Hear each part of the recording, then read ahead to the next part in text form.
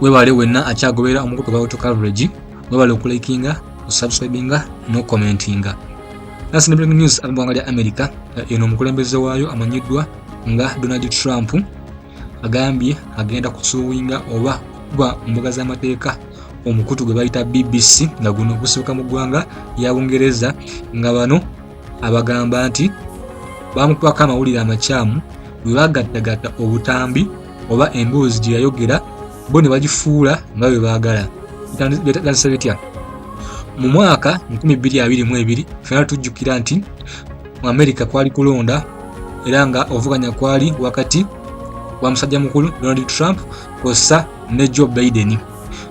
Okulonda kwamala okuggwa ne balangirira nga Joe Biden yasinze era nga yagenda okufuuka president wa America.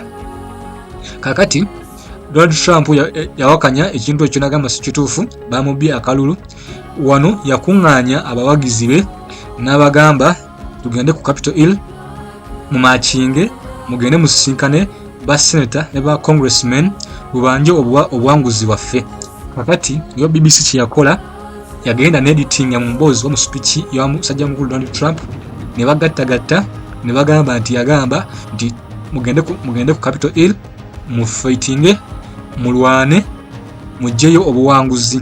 Kakati kino kyaleeta ebibuzo bingi kubanga mu kumaliriza nga bano bagenze bakola obuvuyo oba ne bakola violence.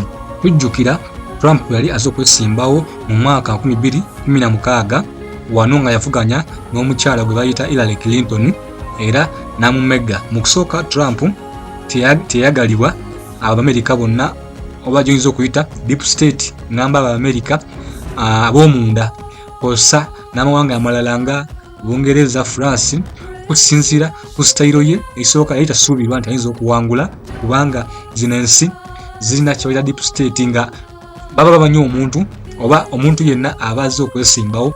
Kakati wano eno mu 2022 nga Joe Biden omaze omuwangula ne wabeerawo obuvuyobuyo obwo obwaleetebwa abawagizi be nga tebakkiriza byaba mu kalulu.